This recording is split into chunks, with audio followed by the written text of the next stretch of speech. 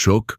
No hablo de esos desmayos dramáticos de telenovela que se repiten una y otra vez. Hablo de ese desmayo real donde las piernas simplemente ceden, los ojos se voltean, y el cuerpo se desploma como un costal de cemento sobre el piso de mármol. Eso fue exactamente lo que vi cuando mi hijo Miguel se desvaneció aquel miércoles 14 de mayo a las 2:37 de la tarde en el salón VIP del Banco BBVA de Polanco, Ciudad de México. Había entrado casi corriendo, con su esposa Fernanda colgada de su brazo como bolsa de diseñador, ambos vestidos como si fueran a una gala de los premios Ariel. Él con traje azul marino con la etiqueta del precio mal arrancada de la muñeca, ella con un vestido naranja chillante y tacones tan altos que parecía que iba a caerse en cualquier momento. Venían sonriendo, hablando fuerte, planeando en voz alta qué iban a hacer con los 300 millones de pesos de la lotería. 300 millones, la cifra que había transformado a mi hijo en un extraño en menos de 72 horas. No esperaba verme ahí, mucho menos sentado en ese sillón de piel color vino junto al asesor regional, el licenciado Ricardo Ramírez, con una taza de café expreso en la mano y mi portafolio de piel auténtica, regalo que me di con mi primera prima hace 40 años de albañilería, posado elegantemente sobre mis piernas. Llevaba puesto mi traje gris pizarra, el que había comprado especialmente para esta ocasión. Me había puesto mi corbata color vino sobria. Ese tono que no es agresivo pero que dice, existo y merezco respeto, y en la muñeca brillando discretamente bajo la luz fría del aire acondicionado, estaba el reloj de oro de mi padre, don Roberto Morales Sr., el único objeto de valor que había guardado todos estos años, pero que ese día tenía un significado completamente nuevo. Miguel me vio primero. Vi el momento exacto en que su cerebro procesó la información. Ese hombre sentado ahí, tratado como cliente VIP, era el padre que había echado de su casa 3 días antes, llamándolo lastre y padre pobre que frena el progreso. El color desapareció de su rostro, literalmente. Era como si alguien hubiera desconectado un enchufe y drenado toda la sangre. Su boca se abrió pero no salió ningún sonido. Y Fernanda, esa víbora, apretó su brazo y susurró demasiado fuerte. Miguel, ¿qué hace tu padre aquí? El licenciado Ramírez, quien estaba a mi lado revisando unos documentos, levantó la vista con esa sonrisa profesional y dijo con voz firme y cortés, «Buenas tardes, señor Miguel. Don Roberto llegó antes que usted. Justo estábamos finalizando los procedimientos de su cuenta Premium». Premium. Esa palabra cayó en medio de la sala como una bomba.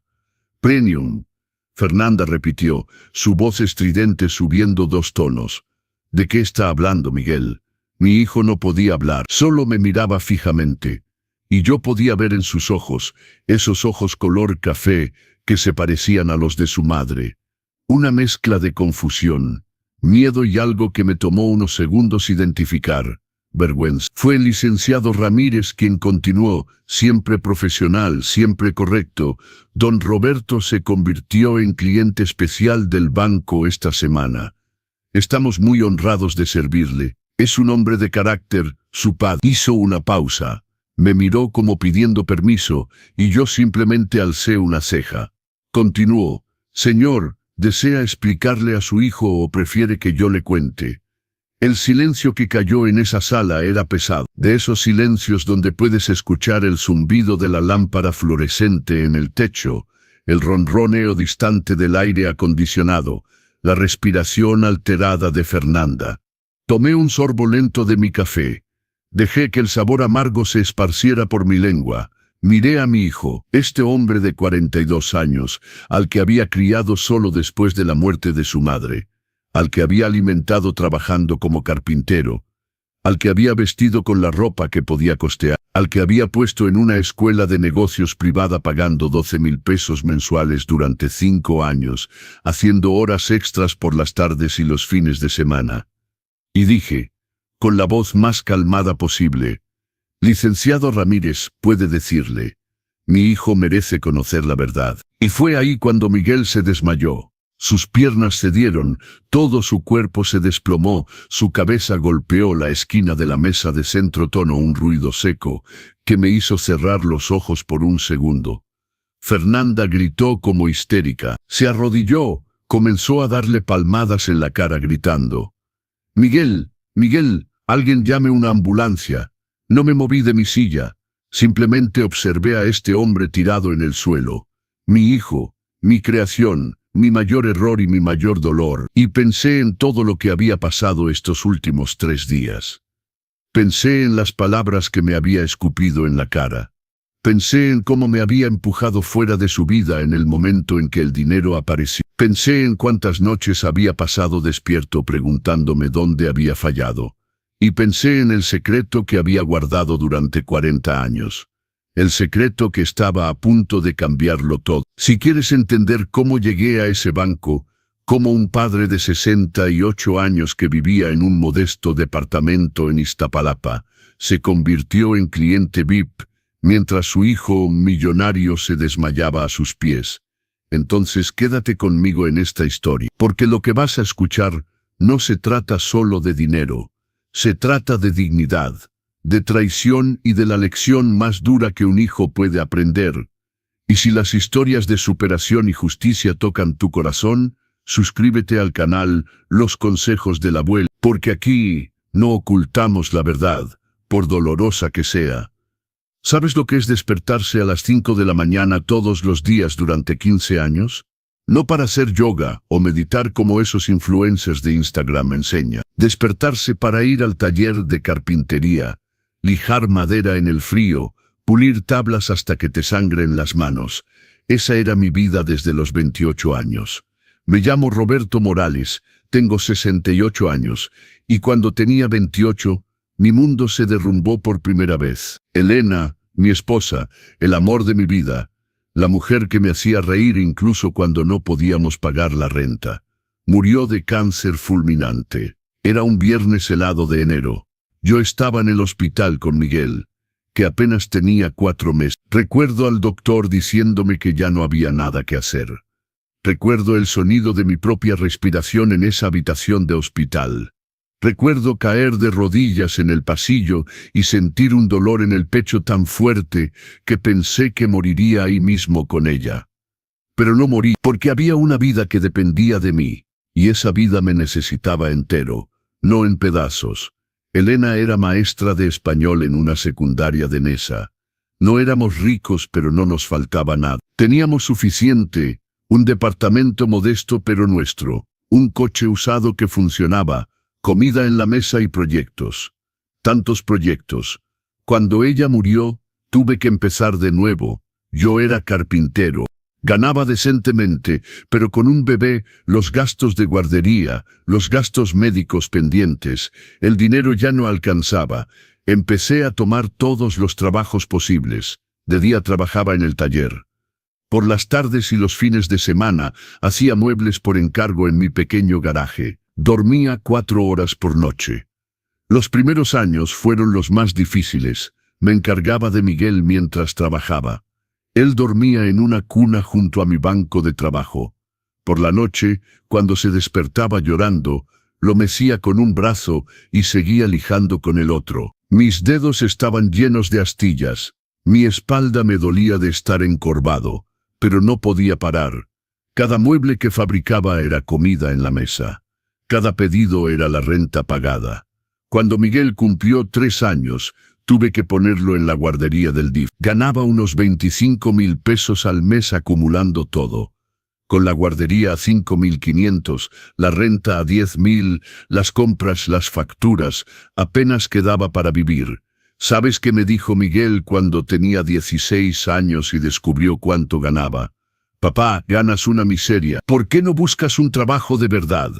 Un trabajo de verdad, como si levantarse antes del alba para construir muebles no fuera un trabajo de verdad, como si lijar madera de rodillas durante horas no fuera un trabajo de verdad. Pero tragué saliva, sonreí, dije que las cosas iban a mejorar. Siempre dije que las cosas iban a mejorar. Miguel creció avergonzado de mí. No es fácil escribirlo.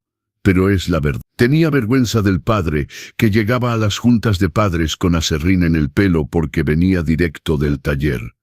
Tenía vergüenza del padre, que no tenía coche nuevo, mientras los otros padres recogían a sus hijos en BMWs.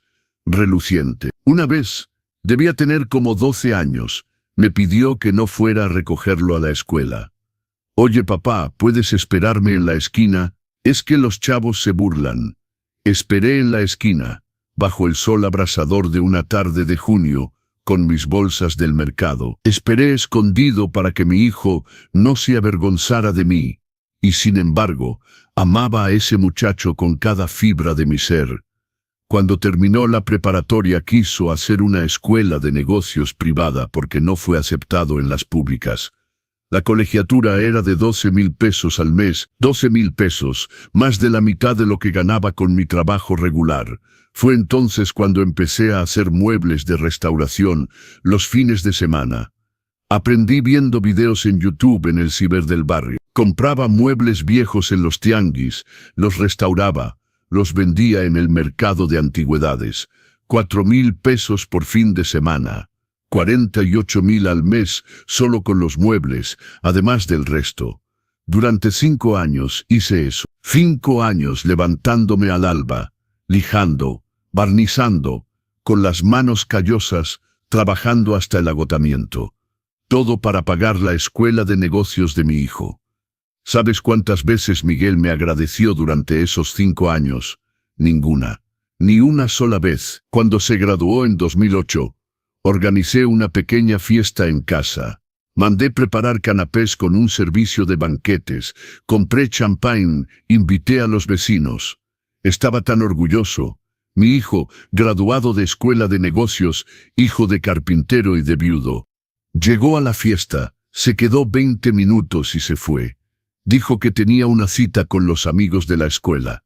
Con sus verdaderos amigos. Me pregunto qué quiso decir con eso. Me quedé ahí con los canapés enfriándose en la mesa, escuchando a la señora Ramírez de al lado tratando de consolarme. Déjalo, Roberto. Los jóvenes son así. Te quieren, solo que no saben demostrarlo. Pero yo ya sabía en el fondo que no era cuestión de no saber demostrar. Era cuestión de no sentir. Los años pasaron. Miguel encontró trabajo en una gran empresa de consultoría. Empezó a ganar bien, 35,000 pesos al mes. Rentó un departamento en La Condesa, un departamento pequeño pero en edificio con portero, alberca, esas cosas. Yo seguía en mi modesto 3 ambientes en Iztapalapa, con las paredes que necesitaban pintura y que yo refrescaba de vez en cuando con el dinero contado. Venía a verme quizá una vez al mes. A veces se saltaba meses. Siempre con prisa, siempre mirando su celular, siempre yéndose rápido. Nunca le pedí dinero. Nunca. Seguí haciendo mis muebles, mis restauraciones, porque tenía mi orgullo y porque en el fondo todavía esperaba que un día viniera a mi casa y dijera: papá, gracias por todo. Pero ese día nunca llegó, y luego, en 2019, conoció a Fernanda, esa mujer que iba a transformar a mi hijo de hijo ingrato en hijo cruel. Pero esa parte de la historia requiere atención especial, porque cuando Fernanda entró en la vida de Miguel, no solo perdí un hijo, perdí la esperanza de ser visto por él algún día. Fernanda Monfort. Hasta el día de hoy su nombre completo sale de mi boca con sabor a hiel. Apareció en una carne asada que Miguel organizó en su departamento en septiembre. Me llamó, cosa rara, y dijo: papá, voy a hacer una carnita asada el sábado. Quiero que conozcas a alguien importante. ¿Alguien importante? Mi corazón dio un salto. Hacía tanto tiempo que no me incluía en nada de su vida, que pensé que finalmente las cosas iban a mejorar. Compré una camisa nueva en una tienda del centro. 1,200 pesos que dolieron en la cartera, pero que pagué con gusto. Hice 2 pais, uno de manzana y uno de pera. Tomé 2 peseros para llegar a la Condesa. Cuando toqué el timbre, tardaron como 5 minutos en abrir. Escuchaba risas adentro, música alta, ese ruido de gente que se está divirtiendo. Cuando la puerta finalmente se abrió, no fue Miguel quien respondió, fue ella, Fernanda tenía 39 años en ese entonces, pero parecía más joven. Cabello rubio, de esos rubios claramente salidos de un salón caro con mechas y reflejos cayendo sobre sus hombros. Piel bronceada artificialmente. Uñas largas rojas que parecían garras. Llevaba un conjunto blanco de lino, pantalón y blusa que probablemente costaba más de lo que yo ganaba en 2 meses. Y la sonrisa, esa sonrisa de alguien que muerde pero no mastica. «Usted debe ser el padre de Miguel», dijo. No era una pregunta, era una constatación. Y la forma en que lo dijo, el padre de Miguel, no don Roberto, dejaba claro que para ella yo no tenía nombre propio. Solo era una función. Sí, Roberto. Traje unos pais. Empecé a extender los platos. Miró los pais como si hubiera traído algo contaminado. ¡Qué lindo! Pai casero. La palabra casero salió con tanto desdén que lo sentí como una bofetada. Déjeme ver si queda espacio en la mesa. Encargamos pasteles de Pastelería Esperanza. Pastelería Esperanza. Insistió en la marca como si yo no supiera que Esperanza era cara. Como si tuviera que recordarme que tenía dinero para comprar donde yo nunca podría. Entré al departamento y lo que vi me apretó el pecho. Había como 15 personas ahí. Todas bien vestidas, todas con ese aire de gente que nunca ha tenido que luchar en la vida. Miguel estaba en el balcón con 3 hombres, todos en polo y bermuda de marca, cerveza importada en mano, riendo. Me vio e hizo una señal con la mano. Solo una señal. No vino a saludarme, no me presentó con nadie, no me incluyó en ninguna conversación. Me quedé ahí parado en la sala, sosteniendo mis platos de pay, sin saber dónde sentarme, sintiendo todas las miradas escanearme de pies a cabeza. Mi camisa nueva de 1,200 pesos de repente parecía un trapo al lado de toda esa ropa. Fue Fernanda quien me guió, o más bien me empujó hacia la cocina. «Venga, déjeme mostrarle dónde puede poner eso», dijo. Ya tomando los platos de mis manos, puso los pais en una esquina del mostrador, detrás de una torre de macarrones franceses que debía costar como 1,500 pesos. Mis pais hechos con amor se quedaron ahí, escondidos, insignificantes. «¿Quiere una cerveza o tenemos también jugo si prefiere?», ofreció. Y la forma en que dijo jugo dejó claro que pensaba que yo no tenía suficiente clase para tomar cerveza con ellos. «Un vaso de agua, por favor», respondí, tratando de mantener mi voz firme. «¿Agua de la llave o prefiere mineral?», sonrió. Esa sonrisa de hiena. «Escucha, no soy estúpido, sé cuando alguien me está rebajando». Pero era la novia de mi hijo. Entonces tragué y dije, «De la llave está perfecto». Pasé 3 horas en ese departamento, 3 horas sentado en una esquina del sillón, viendo a mi hijo ignorar mi presencia mientras hacía carne asada para sus amigos y para esa mujer que ya había decidido que yo era un problema a resolver. Nadie comió mis pais. Al final de la tarde, cuando me fui, otra vez sin que Miguel ofreciera acompañarme o llamar un taxi, Fernanda me devolvió los platos con los pais intactos. ¡Qué lástima! Nadie pudo con todo. Pero lléveselos, puede disfrutarlos en casa. Eso dolió más que cualquier bofetada. En el taxi de regreso, 250 pesos que pagué solo. Lloré en silencio en el asiento trasero. El chofer lo notó pero no dijo nada. Solo subió el volumen de la música, pero lo peor estaba aún por venir. Miguel y Fernanda se comprometieron 6 meses después. Me llamó para decírmelo. No pidió mi opinión, no preguntó qué pensaba. Solo me informó. «Papá, Fernanda y yo nos vamos a casar en octubre. Te mando la invitación después». La boda se llevó a cabo en una hacienda en el Estado de México, uno de esos lugares con jardín inmenso, candelabros de cristal, todo en blanco y oro. Se veía de lejos que había costado una fortuna. La familia de Fernanda pagó todo.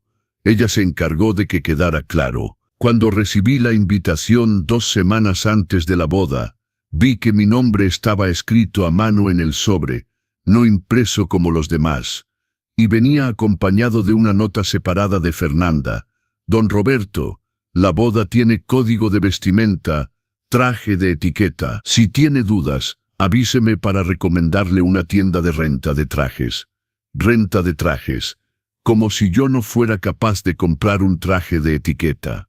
Compré uno. Gasté 6.300 pesos en un traje gris perla en las rebajas de Liverpool. Era bonito, sencillo pero elegante. Me hice las uñas. Me corté el pelo en una estética barata. Quería verme presentable para la boda de mi único hijo. Llegué a la hacienda a las 4:30 de la tarde, media hora antes de la ceremonia. La entrada ya estaba llena de gente. Coches de lujo estacionados por todas partes, mujeres en tacones altos y vestidos carísimos, hombres en trajes italianos. Me sentí como un intruso. En la recepción, una chica sonriente con portapapeles preguntó mi nombre y revisó la lista. «Señor, usted está en la mesa 18», dijo, señalando hacia el fondo del salón. Mesa 18. Miré el plano de mesas que estaba exhibido ahí. La mesa 1 era la de los novios. Las mesas 2, 3 y 4 eran para la familia de ella. Las mesas 5 a 10 eran para los amigos cercanos. La mesa 18 estaba prácticamente en la cocina, literalmente junto a la puerta de servicio donde los meseros entraban y salían con las charolas. Sentí mis piernas temblar, pero respiré profundo y fui para allá. En la mesa 18 había otras 7 personas que nunca había visto en mi vida. Descubrí después que eran compañeros de trabajo de Miguel y sus parejas. Nadie de la familia, solo yo, el padre del novio, relegado al fondo del salón como un primo lejano que nadie quería tener cerca. La ceremonia fue hermosa, no puedo negarlo. Fernanda estaba radiante en un vestido que debía costar como 300.000 pesos. Miguel estaba elegante, feliz, sonriéndole a ella como si fuera la única persona en el mundo. Cuando pasó frente a la mesa 18 dirigiéndose al altar, nuestras miradas se cruzaron por un segundo, solo un segundo, y vi algo ahí que nunca olvidaré: indiferencia. Mi hijo me miró con la misma indiferencia con la que se mira a un mesero al que ni siquiera vas a llamar. Lloré durante toda la ceremonia, pero nadie lo notó porque nadie me estaba mirando. En la cena, la comida era maravillosa. Entrada de langosta, plato principal de filete con salsa de vino, postre de 3 chocolates. Pero cada bocado bajaba pesado por mi garganta, porque estaba tragando comida sazonada con humillación. Los novios hicieron el recorrido de las mesas para saludar a los invitados. Empezaron por la mesa 1, obviamente, luego 2, 3, 4, fueron mesa por mesa tomando fotos, platicando, riendo. Cuando llegaron a la mesa, una señal de lejos, solo una señal, y jaló a Miguel del brazo. «Cariño, ven. Vamos a hablar con la gente de la mesa 20. Son los socios de mi papá, los socios del papá de Fernanda». Eso merecía atención. Yo, el padre del novio, no merecí ni un abrazo. Me fui antes del pastel. No pude quedarme. Llamé un taxi, 1.100 pesos, y volví a Iztapalapa con el corazón hecho pedazos y los pies adoloridos en los zapatos apretados que había comprado especialmente para ese día. En el camino pensé en todas las veces que había imaginado la boda de Miguel. Desde que era pequeño soñaba con ese día. Yo bailando con él en el vals, él agradeciéndome en su discurso, yo llorando de emoción al ver a mi muchacho feliz. Pero ninguno de esos sueños incluía una mesa al fondo del salón. Ninguno de ellos incluía ser tratado como un lastre. Y ninguno de ellos preparó mi corazón para lo que vendría después. Porque después de esa boda, las cosas solo empeoraron. Fernanda había conseguido lo que quería. Un marido que la idolatraba y un suegro al que podía borrar de la historia. Y durante 3 años, eso fue exactamente lo que hizo. 3 años pasaron desde esa boda. 3 años en los que mi contacto con Miguel se resumía a mensajes cortos por WhatsApp. «Hola papá, ¿cómo estás?». 2 visitas al año, su cumpleaños en agosto y Navidad. Eso no era vivir, era sobrevivir emocionalmente. Seguía con mis muebles, haciendo menos ahora porque mi cuerpo ya no aguantaba el mismo ritmo. 68 años, no son 28 cuando has pasado 40 trabajando 14 horas al día. Mis rodillas me dolían, mis manos tenían artritis, mi espalda se quejaba cada vez que me agachaba a tomar una herramienta. Pero seguía porque parar significaba pensar, y pensar dolía más que cualquier dolor físico. Fue un sábado, 22 de abril, 10 de la mañana, cuando sonó mi teléfono, uno de esos timbres estridentes que configuras para las llamadas importantes. Era Miguel. Mi corazón se aceleró. Nunca llamaba en sábado por la mañana. Algo andaba mal. «Bueno, mijo, ¿está todo bien?», respondí con voz ya temblorosa. «Papá, gané la lotería». Su voz era tan fuerte que tuve que alejar el teléfono de mi oreja. Del otro lado escuché a Fernanda gritar también, histérica de felicidad. Ruido de cosas cayendo, de vidrios chocando, esa euforia que solo el dinero grande provoca. «Mijo, ¿qué ganaste? ¿Qué?». Todavía no entendía. «La lotería, papá, los 6 números, 300 millones de pesos». El piso desapareció bajo mis pies.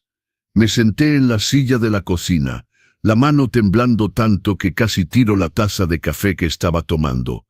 «Dios mío, mijo, ¿estás seguro? ¿Ya verificaste?». «3 veces, papá». Fernanda verificó. Yo verifiqué. Llamamos a pronósticos y confirmaron. «Es real, papá. Soy millonario. Somos millonarios. Ese somos millonarios. Ese somos millonarios». Me llenó de una esperanza estúpida. Pero en ese momento realmente creí que me estaba incluyendo. Que después de todos estos años de frialdad, el dinero iba a devolverme a mi hijo. Qué equivocado estaba. «Papá, ven acá a la casa. Ven a celebrar con nosotros. Voy a llamar a todos. Va a ser una fiesta. Toma un Uber, yo pago». «No, espera, te voy a mandar un Uber ahorita». Me mandó un Uber SUV, un lujo que nunca había conocido. Coche oliendo a nuevo, asientos de piel suave, chofer cortés llamándome don con respeto auténtico. En el camino lloraba y sonreía al mismo tiempo. Mi hijo había ganado la lotería. Mi hijo ya no tendría que luchar, ya no tendría preocupaciones financieras, podría vivir tranquilo. Y lo mejor, me había llamado para celebrar. Me había incluido, finalmente. Después de tanto tiempo, iba a estar cerca de él en un momento importante. Me detuve en una panadería en el camino y compré ingredientes para hacer un pie. Insistí, pie de ciruela. La receta de mi madre, la abuela que Miguel nunca conoció pero cuyas historias adoraba. Usé los últimos 900 pesos que tenía en mi cartera para esos ingredientes. Harina de calidad, huevos orgánicos, ciruelas frescas. Quería hacer algo especial. Llegué a su casa como a la 1:30 de la tarde. La puerta estaba entreabierta. Del interior venía todo ese alboroto, voces animadas, música. Toqué y empujé la puerta. El departamento era diferente. Había gente que nunca había visto. Una mujer de unos 50 años, muy elegante, sentada en el sillón, con un maletín de piel en el regazo y una tablet en la mano. Un hombre de traje gris, lentes, aire serio, también con papeles desplegados sobre la mesa de centro. Y Fernanda en medio de la sala, hablando sin parar, gesticulando, los ojos brillantes de una manera que rozaba la locura. Entonces, vamos a invertir al menos la mitad en bonos, como 30% en bienes raíces, y el resto lo mantenemos líquido para... Se detuvo cuando me vio. La sonrisa se congeló. Ah, don Roberto llegó. Don Roberto, no suegro, no el papá de Miguel. Don Roberto, como si fuera el plomero que vino a reparar algo. Buenas tardes, Fernanda. Traje un pie para celebrar. Levanté el plato con ambas manos, orgulloso de mi trabajo. Miró el pie como si hubiera traído una rata muerta. ¡Ay, qué lindo! Tomó el plato de mis manos y lo puso en la barra de la cocina cercana, sin realmente mirarlo. Ya encargamos pasteles de Tu Chocolate. Pero gracias. Tu Chocolate, la pastelería más cara de Polanco donde un pastelito cuesta 800 pesos. Miguel apareció de la recámara, el teléfono pegado a la oreja, hablando con alguien de inversiones, de acciones, de cosas que no entendí. Cuando me vio hizo una señal rápida, Articuló un «Hola papá», sin sonido y siguió con su llamada. La mujer del sillón se levantó y se presentó. Licenciada Lucía Fabrea, asesora financiera. Fernanda me contrató para ayudar con la planificación patrimonial. Me extendió la mano de manera mecánica, ya volteando la cara hacia Fernanda, antes de que yo siquiera la estrechara correctamente. El hombre del traje, maestro Mauricio Rivera, abogado especializado en sucesiones y gestión de fortunas. Gestión de fortunas. 300 millones se habían convertido en una fortuna en cuestión de horas. Me senté en el sillón, o más bien me encajé en una esquina del sillón, porque la mesa de centro estaba repleta de papeles, gráficas, tablas impresas. Me quedé ahí, en silencio, viendo todo ese ir y venir mientras me volvía invisible. Fernanda hablaba sin parar. Necesitamos un coche nuevo. Este Tsuru ya no da el ancho. Estoy pensando en una Range Rover. ¿Qué opina? ¿Y la casa? Hay un desarrollo nuevo en Santa Fe. Casas de 80 millones, alberca privada, seguridad las 24 horas. Miguel había colgado y se unió a ella, ambos sentados en el piso, rodeados de fotos de propiedades de lujo impresas del sitio de la inmobiliaria. Esta está increíble, mi amor. 5 recámaras, asador de alta gama, área de spa completa, señaló con entusiasmo. Asador de alta gama.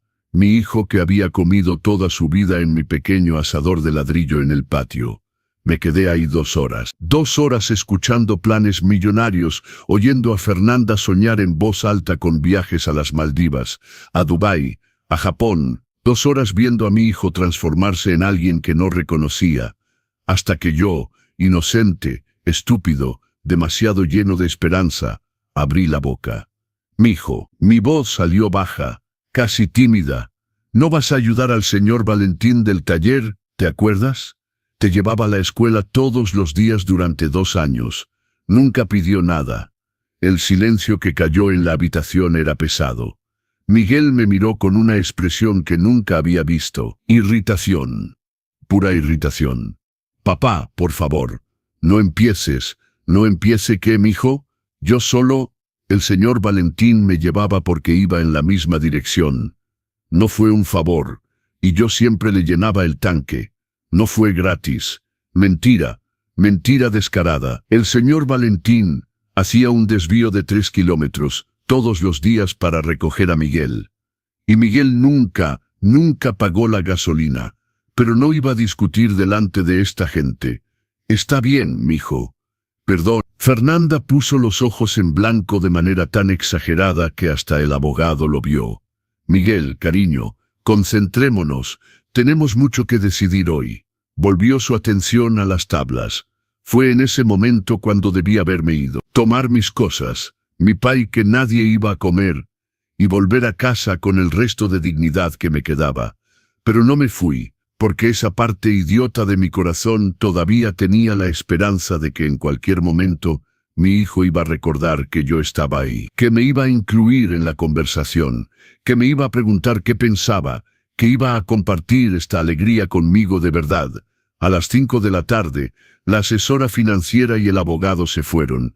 Fernanda pidió sushi por Uber Eats, 5.600 pesos de sushi y sashimi. Cuando llegó, sirvió en la barra de la cocina y llamó a Miguel. «Ni siquiera voy a sacar platos, mi amor. Comamos directo de las cajitas.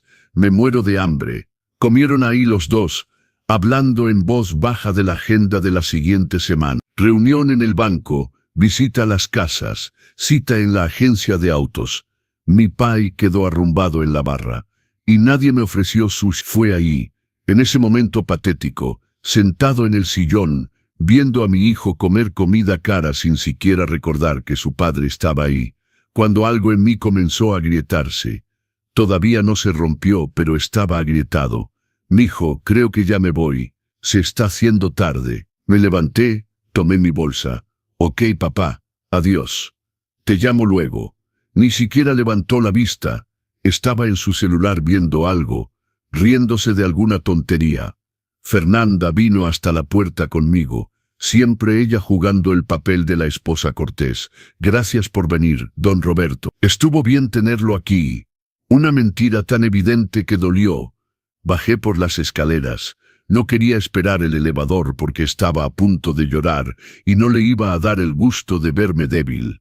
En el lobby me senté en una banca del área común y lloré en silencio, secándome las lágrimas con el dorso de la mano, tratando de no hacer ruido. Un Uber normal para volver. 350 pesos compartidos con otras 2 personas. Yo que había llegado en Uber SUV, regalo del hijo millonario. El Pai se quedó allá. Lo olvidé. O tal vez no lo olvidé. Tal vez lo dejé a propósito, esperando que en algún momento Miguel viera ese Pai, se acordara de mí y sintiera aunque sea una pizca de remordimiento. Pero no sintió nada, porque 2 días después, lo peor todavía estaba por venir. Y cuando lo peor llegó, llegó con palabras tan filosas que cortaron más profundo que cualquier cuchillo. Domingo, 7 de la tarde. Miguel me llamó pidiéndome que volviera. Papá, ven a cenar con nosotros. Fernanda hizo lasaña. Fernanda haciendo lasaña. Esta mujer que nunca había visto freír un huevo. Pero fui porque soy padre. Y un padre es así. Incluso después de haber sido olvidado en el sillón, incluso después de ver su propio pai ignorado, uno va cuando lo llaman. Uno todavía cree que esta vez va a ser diferente. Tomé el metro, 2 transbordos, 1 hora y 10 minutos de trayecto. Pude haber pedido un Uber, pero mis 900 pesos del pai todavía dolían en el presupuesto. Llegué a las 8:30. La puerta estaba cerrada con llave esta vez. Toqué y esperé. Tardaron. Escuché pasos arrastrándose, alguien quejándose. ¿Quién es a esta hora? Finalmente Miguel abrió. Estaba en short y playera vieja, el pelo revuelto, aspecto de alguien que había dormido toda la tarde. En sus ojos esa mirada un poco desorientada de alguien que todavía está dándose cuenta de que su vida cambió de la noche a la mañana. Hola papá. Pásale. Ni un abrazo ni un qué bueno que viniste. Solo un pásale monosilábico. Y ya estaba dándome la espalda, volviendo al sillón donde estaba viendo algo en la tele. Fernanda estaba en la cocina. Cuando entré vi que no había lasaña en absoluto. Había empaques de comida a domicilio regados en la barra. Comida libanesa. Falafel, hummus tabulé. Don Roberto. Sí, cambié de opinión sobre la lasaña. Me pareció muy complicado. Pedí comida.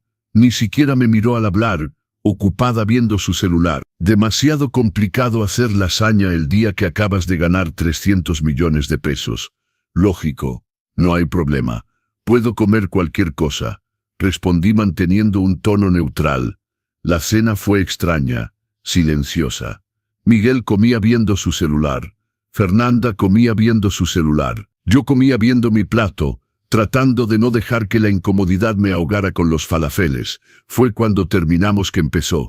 Había traído una bolsita con algunas frutas que compré en el tianguis de Iztapalapa.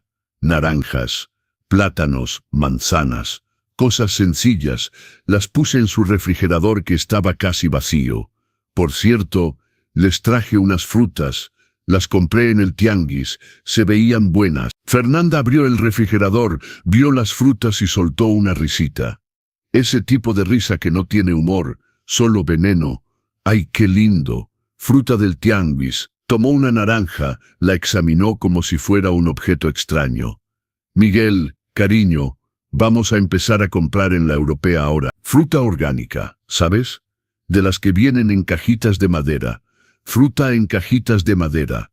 300 pesos el kilo de naranjas mientras hay gente muriéndose de hambre en el mundo. Pero seguí tragando. Mijo, empecé, mi voz saliendo más débil de lo que quería. Mi refrigerador se descompuso la semana pasada. El técnico dijo que no tiene reparación. Hay que cambiarlo. Cuesta como 7,000 pesos uno nuevo. Me preguntaba si no podrías. No terminé la frase. La cara de Miguel cambió. Fue instantáneo. Los ojos se agrandaron. La mandíbula se apretó. Esa vena en su frente que siempre saltaba, cuando estaba nervioso empezó a palpitar. ¿En serio, papá?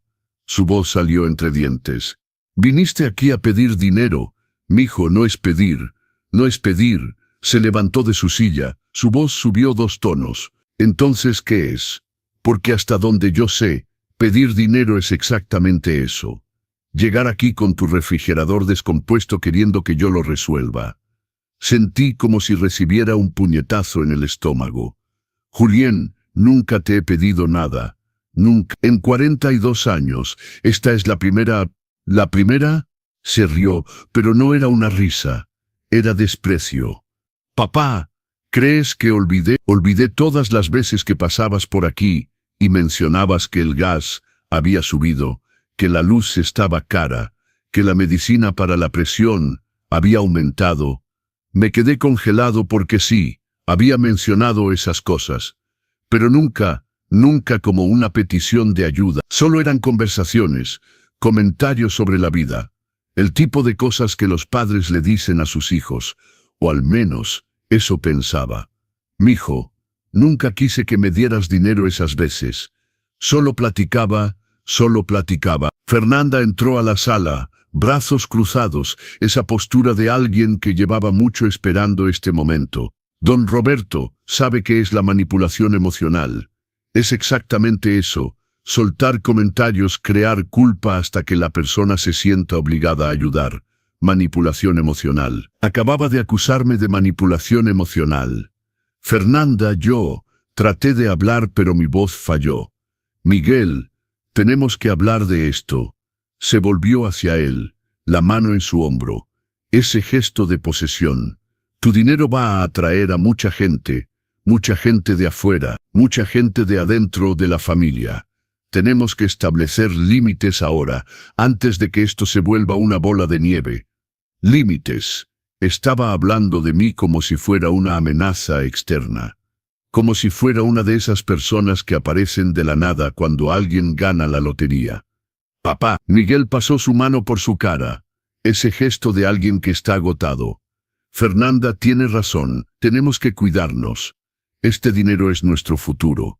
No podemos andar repartiéndolo a todo el que aparezca con un problema. Todo el que aparezca con un problema. Me había convertido en todo el que... Miguel, mi voz salió quebrada. Soy tu padre y yo soy tu hijo. Explotó completamente. Sé que me criaste solo. Sé que fue difícil. Sé todo eso. Pero ¿hasta cuándo, papá? ¿Hasta cuándo voy a tener que cargar con esta deuda? ¿Hasta cuándo voy a tener que sentirme culpable por querer tener una buena vida? Cada palabra era una puñalada. Nunca te he reclamado nada, murmuré. No has reclamado. Tu existencia es un reclamo. Cada vez que te veo en esa casa que se está cayendo, cada vez que llegas aquí con tu ropa sencilla, tus payesitos caseros, es un reclamo silencioso. Es un recordatorio de que yo tengo lo que tú no tienes. Sentí mis piernas debilitarse. Me apoyé contra la pared porque estaba seguro de que me iba a caer. Mijo, era todo lo que podía decir. Miguel, cálmate. Fernanda puso su mano en su pecho, jugando ese teatrito de esposa preocupada. Pero en sus ojos vi otra cosa, satisfacción. Le gustaba esto. Cariño, tu papá tiene que entender. Vamos a tener muchas reuniones importantes esta semana.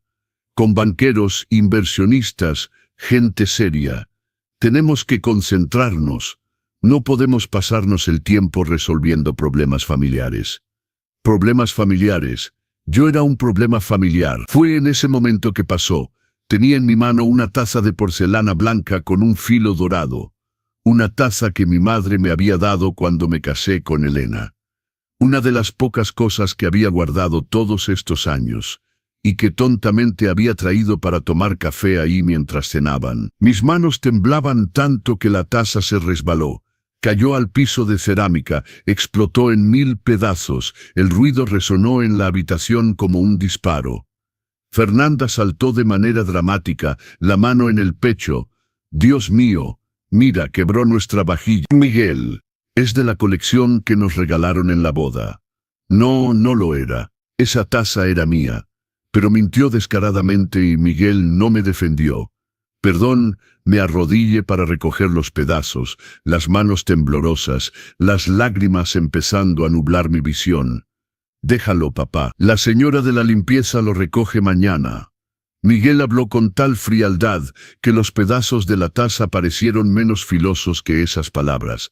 Me levanté, miré a mi hijo. Realmente lo miré. Y vi a un extraño. Miguel, mi voz era firme ahora. Firme y helada. Dime una cosa. Cuando ganaste este dinero, ¿cuál fue tu primer sentimiento? ¿La felicidad o el alivio de ya no necesitarme? El silencio fue absoluto. No respondió. Y la ausencia de respuesta fue respuesta suficiente. Papá, creo que es mejor que te vayas a casa. Fernanda se adelantó, ya tomando mi bolsa que estaba en el sillón y extendiéndomela. Ha sido un día largo para todos. Necesitamos descansar. Miguel tiene una reunión en el banco el miércoles en la mañana para retirar su premio. Muchas cosas que arreglar. Miércoles en la mañana. Reunión en el banco. Tomé mi bolsa. No dije nada. Solo miré a Miguel una última vez. Esperando, todavía esperando incluso después de todo, que dijera algo. Que me pidiera quedarme. Que se disculpara. Que volviera a ser mi hijo. Pero no lo hizo. Adiós, papá. Te llamo luego. Salí de ese departamento con la espalda recta y la cabeza en alto. Pero en el elevador, solo, me derrumbé. Lloré cada segundo de los 12 pisos hasta la planta baja. Lloré en la parada del metro esperando el convoy. Lloré en silencio en el metro lleno del domingo por la noche, rezando que nadie me reconociera, que nadie preguntara qué había pasado. Llegué a casa a las 11 de la noche, la casa vacía, el refrigerador descompuesto zumbando su canto de muerte, los pedazos de mi corazón regados por el camino. Pero fue ahí, sentado solo en mi cocina oscura, cuando algo cambió. No era enojo, no era resentimiento, era claridad, una claridad fría, filosa, liberadora. Me levanté, encendí la luz, fui a mi recámara y abrí el viejo ropero de madera. Al fondo, bajo cobijas que no usaba desde hacía años, estaba una caja de zapatos decolorada. La abrí, adentro había documentos que guardaba desde hacía décadas, papeles amarillentos, una foto de Elena, su acta de defunción y un sobre manila con el membrete de un despacho de abogados. Licenciado Eugenio Benítez, abogado pro bono. Dentro del sobre, una carta fechada 2 semanas antes. Estimado don Roberto, es con inmensa satisfacción que le informamos que después de 38 años de procedimiento, el expediente NOMA 157, usted tiene derecho a una indemnización por el monto de 38 millones de pesos relativos a la disolución irregular de la sociedad de la cual su difunta esposa era socia. 38 millones de pesos, dinero que era mío, dinero que había conquistado después de casi 4 décadas de espera, de papeleo, de procedimientos judiciales que había seguido en silencio con la ayuda de un abogado bondadoso que conocí en la iglesia, dinero que iba a usar para ayudar a Miguel, para sorprenderlo, para hacerle ver que el padre pobre que frena en realidad había logrado asegurar un mejor futuro para los dos. Pero ahora tenía otro plan. Tomé mi teléfono, llamé al licenciado Eugenio aunque ya era casi medianoche. Respondió. Siempre respondía cuando lo necesitaba. Licenciado Eugenio, perdón por la hora. Necesito agendar una cita urgente en el banco. Quiero depositar el dinero de la indemnización y necesito un favor. Del otro lado escuchó todo lo que había pasado. Y cuando terminé, su voz vino firme. Don Roberto va a tener la justicia que merece, se lo garantizo. Miércoles, 2 de la tarde, sucursal de BBVA Bancomer en Polanco. Mi hijo iba a retirar 300 millones de pesos, e iba a descubrir que el padre pobre que humilló tiene más que dinero, tiene dignidad. Y cuando alguien pierde su dignidad en la búsqueda del dinero, descubre que lo perdió todo. Si esta historia te ha tocado, deja en comentarios desde dónde nos ves y qué parte te emocionó más. Y si conoces a alguien que necesita escuchar que nunca es tarde para recuperar su propia dignidad, comparte esta historia. Suscríbete a los consejos del abuelo y activa la campanita para no perderte ninguna de nuestras historias, porque aquí hablamos de valores reales, de respeto y de dignidad. Porque al final, todos merecemos ser vistos, valorados y amados por lo que realmente somos, no por lo que tenemos. Capítulo 2. La revelación en el banco. Los lunes siempre habían sido mi día para ordenar el taller. 40 años de mi vida, cada lunes era día de limpiar las herramientas, barrer el aserrín, acomodar las tablas. Pero ese lunes 24 de abril no ordené nada. Me desperté a las 5 de la mañana. No porque lo necesitara, sino porque no podía dormir. Me quedé acostado en mi cama mirando el techo agrietado de mi recámara, escuchando el ruido de los primeros metros pasando en la calle, pensando en cada palabra que Miguel me había escupido en la cara el domingo. No necesito un padre pobre que me frene. Me levanté, preparé café, me senté en la mesita de la cocina con la taza humeante en la mano. Una taza común de vidrio, de esas que compras en pack de 6 por 150 pesos. Nada de porcelana, nada de herencia emocional que pudiera romperse y llevarse un pedazo de mí. El sobre manila del licenciado Eugenio estaba abierto frente a mí. Releí la carta por quinta vez en 12 horas. 38 millones de pesos. Las cifras parecían irreales, casi obscenas ahí en mi cocina modesta, con el refrigerador descompuesto zumbando su canto de muerte, con la llave que goteaba porque el empaque estaba gastado. Tomé el teléfono, marqué el número. Licenciado Eugenio, buenos días. Perdón por molestar tan temprano. Su voz vino calmada, siempre calmada. Don Roberto, usted nunca molesta. ¿Pudo dormir? No mucho. Tomé un sorbo de café. Necesito una cita en el banco hoy. ¿Puede ser hoy? Déjeme ver. Lo escuché teclear del otro lado. Puedo arreglar para las 3 de la tarde en BBVA Bancomer de Polanco. Voy a llamar al asesor regional ahora mismo. Asesor regional, don Roberto. 38 millones no se depositan en ventanilla común. Va a convertirse en cliente especial premium. Va a tener un asesor dedicado. Sala privada. Todo el tratamiento VIP. VIP. Yo, Roberto Morales, carpintero de Iztapalapa. Cliente VIP. La ironía era tan grande que casi me río. Casi. Hay otra cosa. Licenciado Eugenio. Dudé. Mi hijo va a retirar su premio de la lotería esta semana. En BBVA también. ¿Puede averiguar qué día? Silencio del otro lado. Luego, don Roberto, ¿está seguro de lo que está planeando? Estoy seguro. Mi voz salió más firme de lo que esperaba. Necesita saber. Necesita entender que el padre que humilló, que echó, que llamó lastre, no es lo que él piensa. Déjeme investigar. Colgué y me quedé ahí, mirando la pared de la cocina donde había una foto vieja enmarcada. Miguel y yo, él con unos 8 años, sonriendo frente al parque de diversiones. Era su cumpleaños.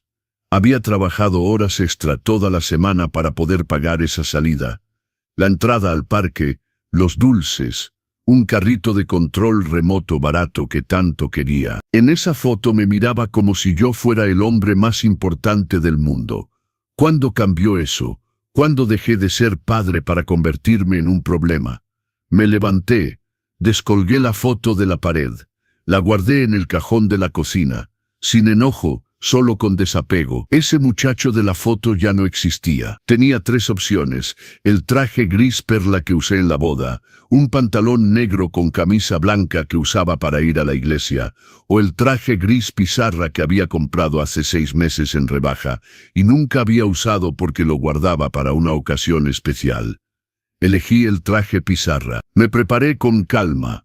Me puse mi corbata color vino sobria, la que da un aire de seriedad sin parecer exagerada. Me peiné el cabello gris hacia atrás.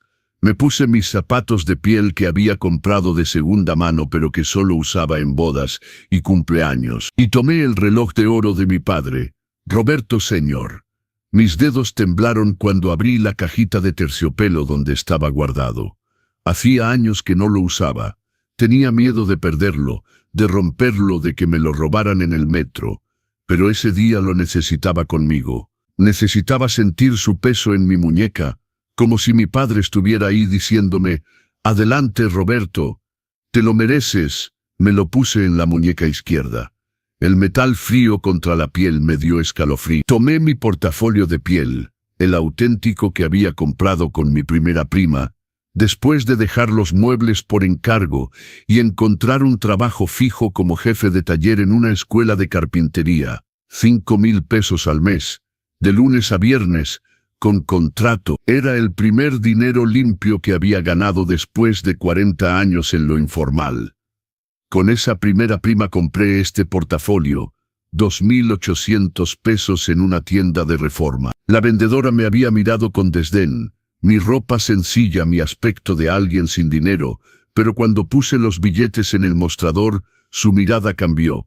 Nunca olvidé ese momento, la sensación de poder comprar algo de calidad, sin necesidad de pagar en mensualidades, sin necesidad de pedir descuento, sin necesidad de humillarme. Y ese día, yendo al banco, iba a sentir eso otra vez, pero multiplicado por millones. El taxi llegó a las... Un taxi común, no un Uber de lujo. No necesitaba lujo. Necesitaba dignidad. En el camino el chofer trató de hacer conversación. ¿Va al centro por trabajo, señor? Voy a arreglar unos asuntos al banco, respondí mirando por la ventana.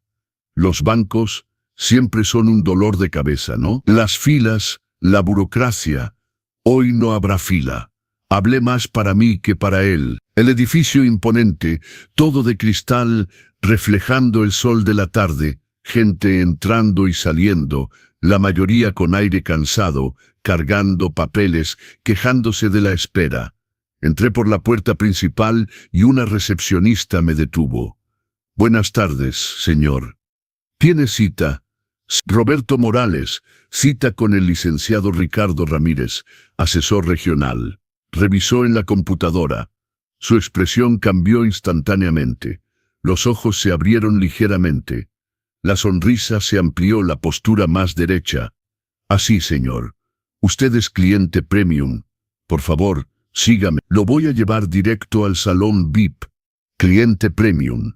Lo dijo en voz alta y la gente alrededor volteó. Un hombre de unos 68 años, bien vestido pero sin excesos, tratado como cliente premium. Subí en el elevador exclusivo, el que solo funciona con tarjeta de acceso. La recepcionista usó la suya y presionó el piso 10. Cuando las puertas se abrieron, era otro mundo.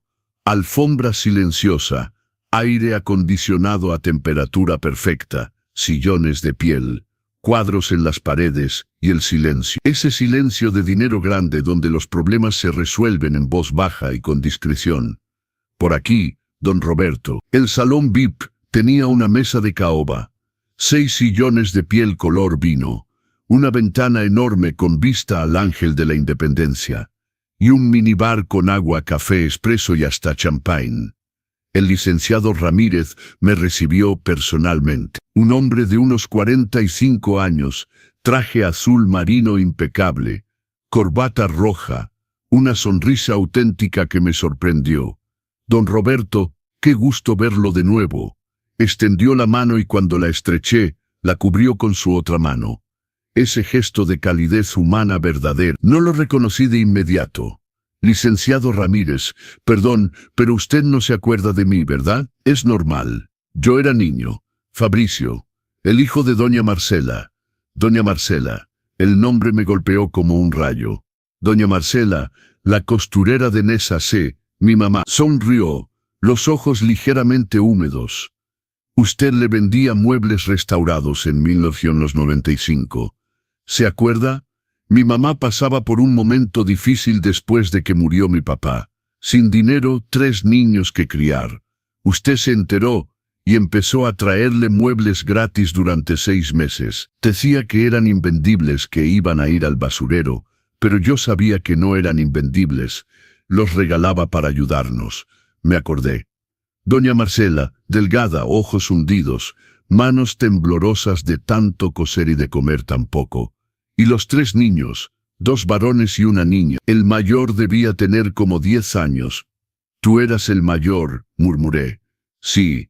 Y hoy soy asesor regional de BBVA, gracias a usted, porque nos ayudó cuando teníamos hambre. Mi mamá logró salir adelante. Yo logré estudiar, pasé los exámenes, y cuando vi su nombre en la agenda hoy con el licenciado Eugenio, supe que era usted. Verifiqué todo. Es usted el hombre que salvó a mi familia. Sentí las lágrimas quemar, pero no las dejé caer. Fabricio, has crecido tanto, y usted sigue siendo el mismo. Luchador digno. Señaló la silla. Siéntese, por favor. Vamos a arreglar todo. El licenciado Eugenio me explicó su situación. Me habló de su hijo. Me senté. Sirvió un café expreso en una taza minúscula de porcelana blanca. El café era fuerte, amargo, perfecto. Don Roberto, su hijo, agendó cita para retirar su premio el miércoles. Mañana, a las 2 de la tarde. Aquí mismo, en este salón. Mañana. Quiero estar aquí, dije con firmeza. Quiero que me vea, quiero que sepa. El licenciado Ramírez asintió lentamente. ¿Está seguro? Va a ser doloroso para ambos, lo sé, pero lo necesito. Respiré profundo. Me llamó padre pobre que frena. Me echó de su casa porque pedí ayuda para comprar un refrigerador. Tiene que saber que el padre que humilló tiene más que dinero. Tiene una historia. Tiene logros. Tiene valor. Entonces, hagámoslo así. El licenciado Ramírez abrió un expediente. Usted deposita los 38 millones hoy. Abro su cuenta premium. Configuramos sus inversiones según los consejos del licenciado Eugenio. Y mañana a las 2 de la tarde, usted estará aquí conmigo cuando llegue su hijo. Y eso fue exactamente lo que hicimos. Firmé papeles, tecleé códigos, confirmé depósitos. Y en 40 minutos dejé de ser Roberto el carpintero de Iztapalapa y me convertí en Roberto Morales, cliente premium de BBVA Bancomer con 38 millones de pesos en cuenta. Cuando salí del banco a las 5 de la tarde, el sol empezaba a bajar. La luz dorada pegaba en los edificios de cristal de Reforma. Tomé un taxi para volver a casa y durante todo el trayecto me quedé viendo el reloj de mi padre en mi muñeca. Mañana, papá, murmuré al reloj. Mañana va a entender. Llegué a casa, me quité el traje pizarra, lo guardé cuidadosamente. Me duché, hice una sopa sencilla de verduras. La comí en mi mesita de cocina, solo, en el silencio de mi casa, y por primera vez en semanas dormí toda la noche sin pesadillas, sin angustia, porque sabía que mañana a las 2 de la tarde, mi hijo iba a aprender la lección más dura de su vida. Y cuando el orgullo y el dinero ciegan a un hijo, solo la verdad desnuda y cruda puede abrirle los ojos. Miércoles, el día del ajuste de cuentas. Me desperté a las 6 de la mañana, incluso sin poner despertador. El cuerpo sabía que ese día era diferente. Me levanté, abrí la ventana de la recámara. Dejé entrar el aire fresco de la mañana. La Ciudad de México en mayo tiene un aire que huele a jacarandas.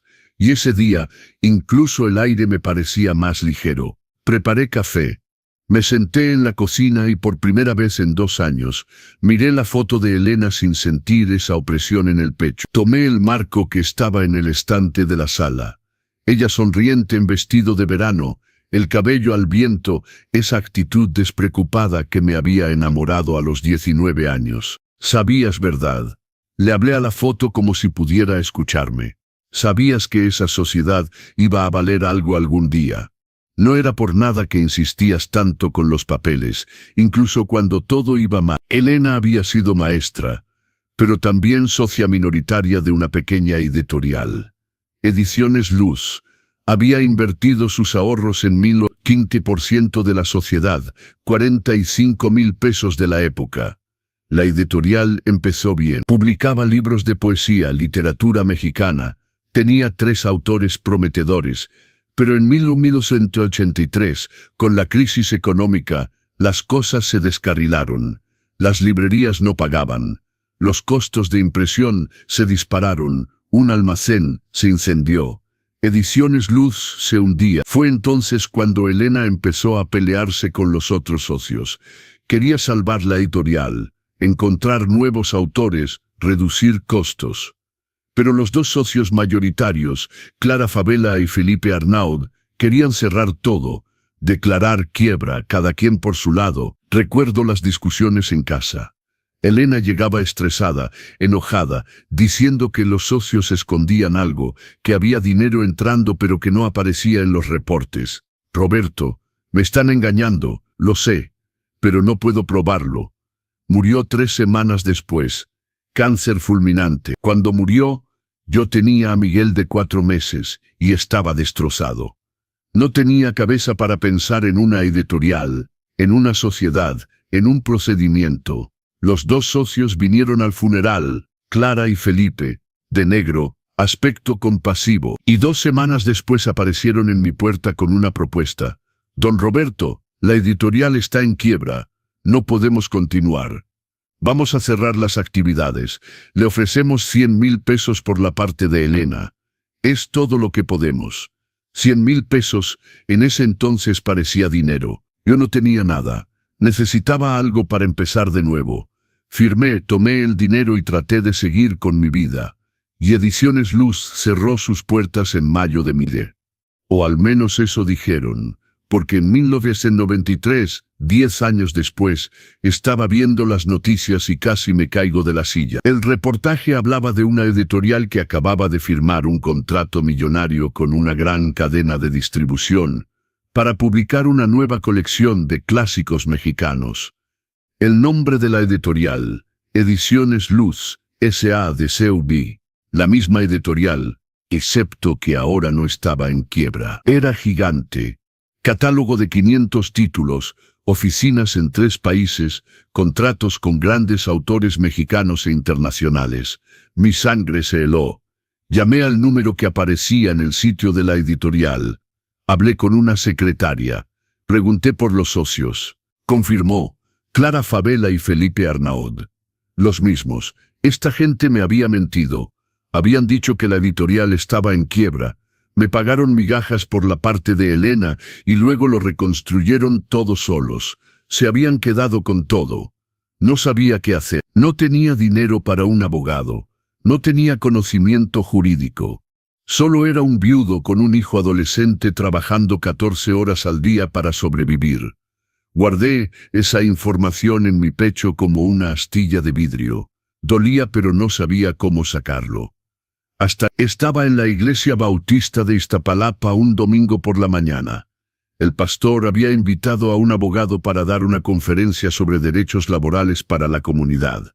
El hombre tenía unos 50 años, cabello canoso, lentes delgados, una manera calmada de hablar que inspiraba confianza. Al final de la conferencia dijo, «Si alguien aquí tiene una pregunta legal, pueden verme. Hago algunos trabajos pro bono para quienes no pueden pagar». Me quedé. Cuando todos se fueron, me acerqué a él con las piernas temblando de nervios. «Licenciado, me llamo Roberto.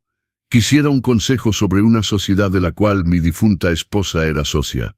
Creo que me engañaron». El licenciado Eugenio Benítez me escuchó durante 1 hora. Anotó todo, pidió los documentos que tenía, el acta de defunción de Elena, el contrato de la sociedad, el recibo de los 100,000 pesos que recibí.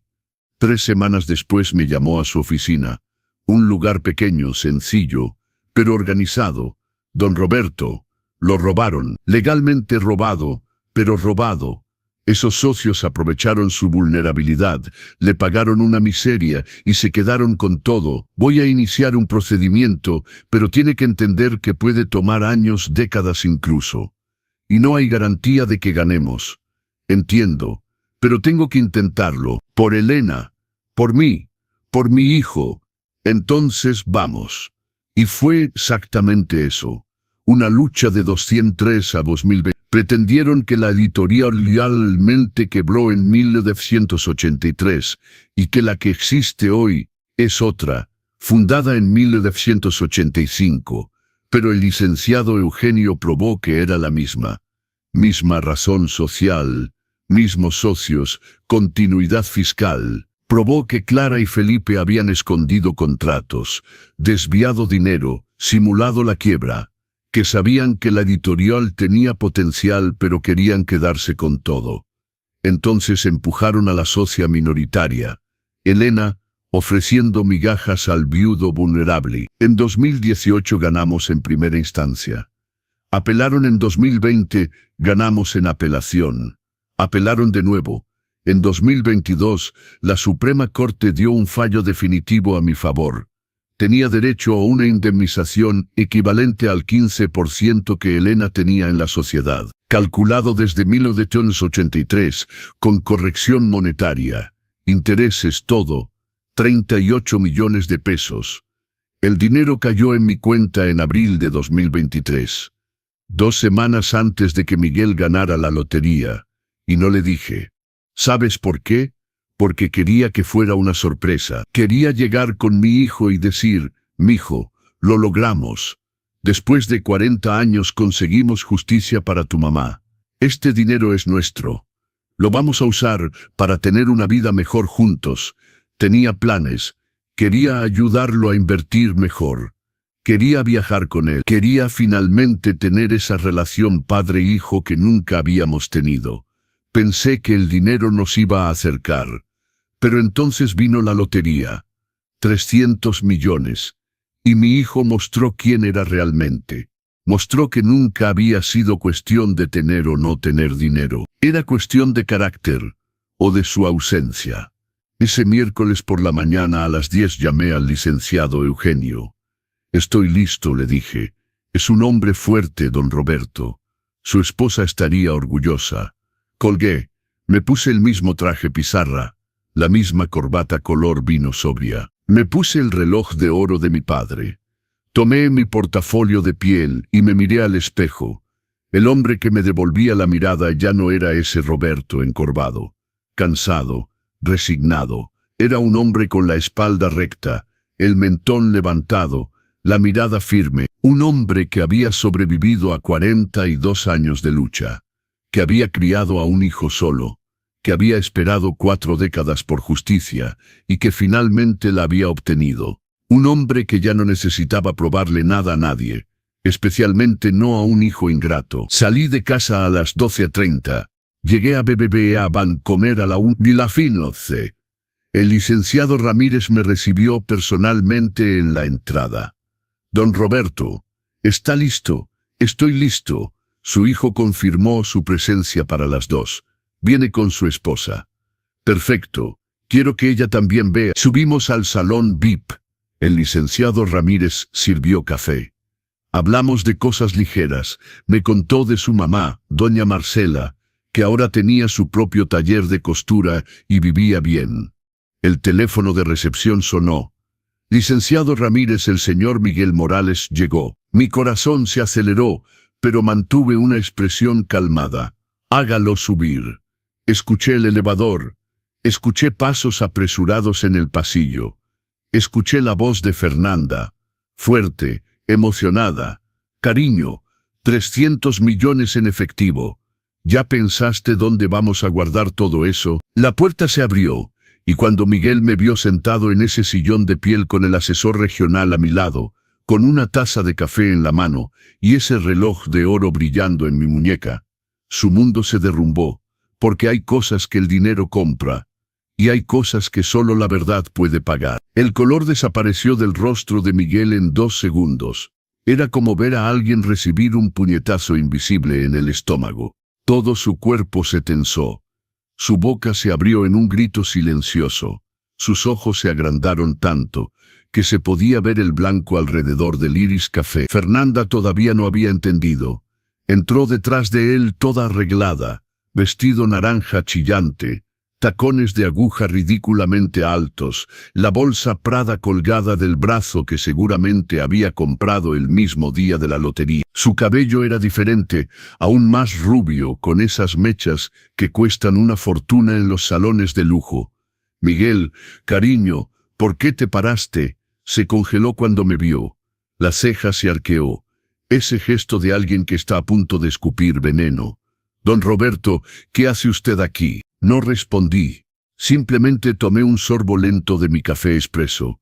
Volví a poner la taza de porcelana en el plato con un pequeño tintineo delicado y miré al licenciado Ramírez. Licenciado Ramírez, creo que podemos comenzar. El licenciado Ramírez se levantó, extendió la mano a Miguel de manera profesional. Buenas tardes, señor Miguel Morales. Soy Ricardo Ramírez, asesor regional. Sea bienvenido. Señora también. Hizo una señal hacia Fernanda. Por favor, tomen asiento. Voy a necesitar algunos documentos antes de liberar el premio. Miguel no se movió. Seguía mirándome fijamente como si fuera una aparición, un fantasma, algo imposible de estar ahí. Papá, su voz salió ronca. ¿Qué? ¿Cómo? ¿Por qué estás aquí? Fernanda rompió el silencio, ya recuperada del shock inicial, ya de vuelta en modo ataque. Miguel probablemente vino a rogar que le des dinero. Don Roberto, escuche, ya hablamos de esto.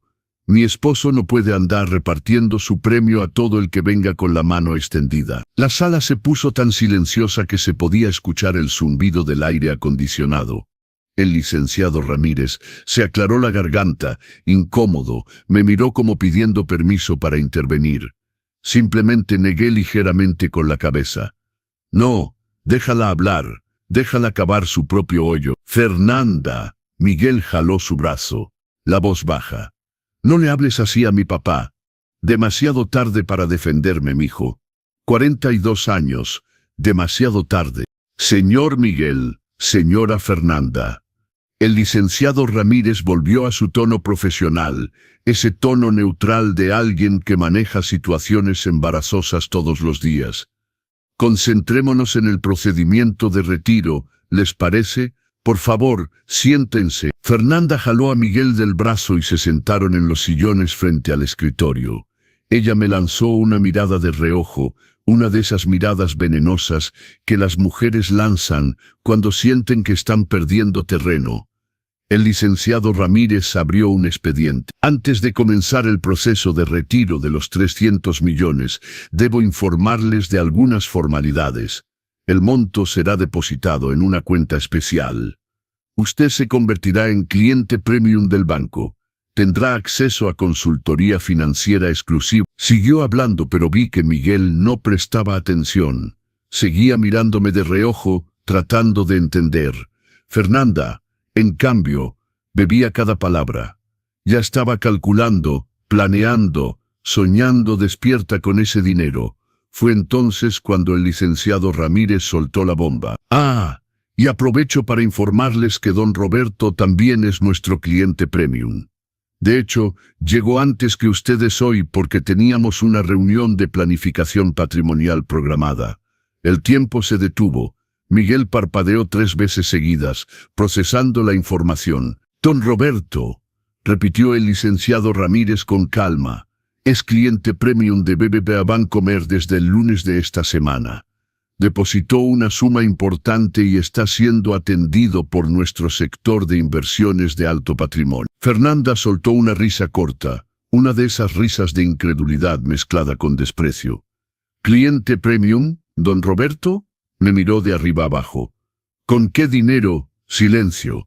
Golpeé mi mano en el apoyabrazos del sillón con tanta fuerza que todos saltaron. 38 millones de pesos, dije, mi voz saliendo tan calmada que hasta yo me sorprendí.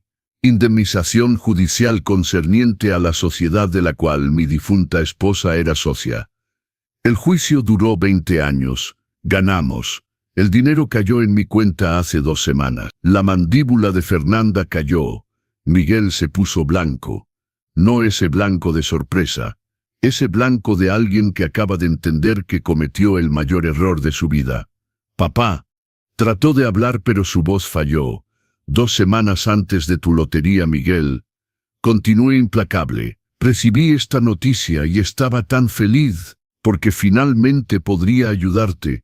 Finalmente podría venir con mi hijo y decir, lo logramos. Después de 40 años de lucha, lo logramos. El dinero de tu mamá finalmente llegó y quería compartirlo contigo. Vi sus manos temblar. Quería invertir en tu futuro, en nuestro futuro. Mi voz se endureció. Pero entonces ganaste la lotería y pensé, perfecto, voy a esperar que te calmes de toda esta euforia y después te cuento la noticia. Celebraremos juntos, padre e hijo. finalmente con los medios para vivir tranquilos. Las lágrimas empezaron a subir en sus ojos.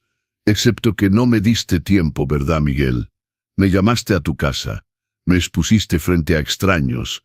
Me llamaste padre pobre que frena. Me echaste porque pedí ayuda para 7,000 pesos para un refrigerador cuando acababas de ganar 300 millones. Temblaba ahora. Realmente temblaba, las manos apretando los apoyabrazos del sillón. No sabía, murmuró. Claro que no sabías. Mi voz salió más fuerte de lo previsto. Respiré profundo. Volví a un tono calmado. No sabías porque nunca te interesaste. Nunca preguntaste cómo estaba. Nunca quisiste saber qué pasaba en mi vida. Para ti siempre fui solo el padre, esa obligación que cargabas, esa piedra en el zapato que te recordaba de dónde venía. Fernanda trató de intervenir, su voz saliendo estridente. Don Roberto, está exagerando. Miguel siempre que... Volteé la cabeza hacia ella tan rápido que dio un saltito en su silla. Siempre me amó, siempre me respetó, siempre me trató con dignidad. Dime, Fernanda, ¿en cuál de tus fiestas fui tratado como el padre de tu esposo? ¿En la boda cuando me pusieron en la mesa 18 cerca de la cocina? ¿O en la carnita asada cuando dijiste que mi pai casero era lindo con ese tono de desprecio? Se puso roja. Abrió la boca para responder, pero no salió ningún sonido. El licenciado Ramírez se aclaró la garganta de nuevo. Tal vez sería mejor que los deje un momento para que la familia platique. No hace falta, licenciado Ramírez. Me levanté del sillón, tomé mi portafolio. Ya terminé mi reunión. Los documentos para mi viaje por Latinoamérica están listos, ¿verdad? Sí, don Roberto. 6 meses boleto en primera clase, hoteles reservados, todo según sus deseos. Perfecto. Latinoamérica. Primera clase. 6 meses. Vi el shock multiplicarse en el rostro de Miguel. Se levantó de un salto, casi tumbando el sillón. Papá, espera, tengo que hablarte. No, Miguel, no tienes que. Lo miré por última vez ese día. Tienes que retirar tus 300 millones, comprar tu Porsche, tu casa de 80 millones, viajar a Dubái, hacer todo lo que planeaste mientras yo estaba sentado en el sillón, invisible e insignificante. Papá, por favor. Su voz estaba ahora ahogada. Lo siento. No sabía. ¿Sabías que, Miguel? Me detuve en la puerta. Me di la vuelta. Si hubiera sabido que tenía dinero, entonces sí habría merecido respeto. Entonces sí habría sido lo suficientemente bueno para formar parte de tu vida. Negué con la cabeza. Eso solo prueba mi punto. Lo que perdiste no fue un padre pobre. Perdiste a un padre que te amaba incondicionalmente. Y a diferencia del premio de la lotería, eso no se recupera. Salí. Escuché un ruido detrás de mí. Algo cayendo, un cuerpo desplomándose. Escuché a Fernanda gritar, «Miguel, Miguel, alguien ayuda». Pero no me di la vuelta. Escuché el sonido sordo de un cuerpo de 90 kilos golpeando el piso de mármol. Escuché al licenciado Ramírez llamar a la enfermería del banco. Me detuve en el pasillo, la mano todavía en la manija de la puerta, el corazón latiendo rápido. Por un segundo, solo un segundo, casi me doy la vuelta, porque soy padre. Y un padre, por más herido que esté, todavía siente ese pellizco en el corazón cuando su hijo cae. Pero entonces recordé esas palabras, padre pobre que me frena, y mis pies siguieron adelante. Había un pequeño salón de espera al lado con sillones de piel y una máquina de café. Me senté. No iba a irme sin saber si estaba bien. No soy inhumano, pero tampoco iba a correr como el perro que recibe golpes y vuelve de todas formas. 5 minutos después apareció el licenciado Ramírez. Don Roberto, está despertando. La enfermera está con él. Fue un desmayo emocional, nada grave. Hizo una pausa. Pero lo está pidiendo, lo está suplicando. De hecho, está lo suficientemente bien para continuar el procedimiento de retiro. El licenciado Ramírez parpadeó, sorprendido por la frialdad de mi pregunta. Sí, pero tal vez sería mejor posponer. No, Me levanté. Vino a retirar el dinero. Que lo retire. Volví al salón VIP. La escena era patética. Miguel estaba sentado en el piso, recargado en la pared, la corbata floja, el pelo revuelto, el rostro todavía pálido. Un moretón se estaba formando en su frente donde había golpeado al caer. La enfermera, una joven de bata blanca, revisaba su presión. Fernanda estaba agachada a su lado, las manos en su cara, tratando de jugar el teatrito de esposa preocupada. Pero en sus ojos vi otra cosa: cálculo. Estaba preocupada, sí, pero no por Miguel, por el dinero que podría o no lograr retirar en ese estado. Cuando Miguel me vio en la puerta, sus ojos se llenaron de lágrimas. «Papá», su voz salió débil, rota. Entré, me senté en el mismo sillón de antes, crucé las piernas, esperé. La enfermera terminó. «La presión está normal ahora». Realmente fue un shock emocional. Tiene que mantenerse calmado, respirar profundo, tomar agua. Le pasó un vaso. Miguel lo tomó con manos temblorosas. Bebió a pequeños sorbos. «Los voy a dejar platicar», dijo la enfermera discretamente, saliendo y cerrando la puerta. El licenciado Ramírez se quedó, pero se posicionó en una esquina discreta, fingiendo ocuparse de papeles. El silencio en la sala era denso, pesado. Fue Miguel quien lo rompió, su voz saliendo ronca. «Papá, yo no tengo palabras». «Entonces no hables». Mi voz era calmada, helada. «Firma los papeles, toma tu dinero y ve a vivir tu vida de millonario». «No». Trató de levantarse, pero sus piernas todavía estaban débiles. Se quedó de rodillas. «No, papá, por favor, déjame explicarte». «¿Explicarme qué, Miguel?» Lo miré a los ojos. «Explícame cómo me llamaste lastre. Explícame cómo me echaste de tu casa porque pedí 7,000 pesos. Explícame cómo te quedaste sentado en tu departamento comiendo sushi de 5,000 pesos mientras yo estaba invisible en el sillón. Adelante. Explícame». Bajó la cabeza. Las lágrimas cayeron al piso de mármol. «Fui una basura. Lo sé. No tengo excusas. Tienes razón. No tienes excusas». Respiré profundo. «¿Sabes qué es lo que más duele, mijo? No es ni siquiera la falta de respeto. Es saber que solo estás arrepentido porque descubriste que tengo dinero.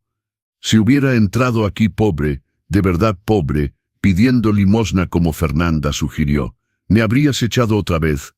«No, no es cierto». Levantó la cabeza, desesperado. Ya me sentía mal desde el domingo. No podía dormir. No podía comer bien. Fernanda se dio cuenta. Me preguntó qué pasaba y le dije que te había maltratado. «Ah, sí». Miré a Fernanda. «¿Y qué dijo tu esposa cuando le contaste eso?» Fernanda se puso roja, desvió la mirada. «Miguel, habla». «¿Qué dijo?» «Silencio». «Dijo que habías hecho bien, ¿verdad?» No era una pregunta, era una afirmación. Dijo que tenías que establecer límites y que yo iba a convertirme en una carga, ¿verdad?» Fernanda explotó. «Escuche, don Roberto, no sabía que usted tenía dinero. Si hubiera sabido, ahí está». Golpeé mi mano en el apoyabrazos del sillón con tanta fuerza que todos saltaron. «Ese es el problema. Si hubiera sabido que tenía dinero, eso es todo lo que les importa a ustedes dos.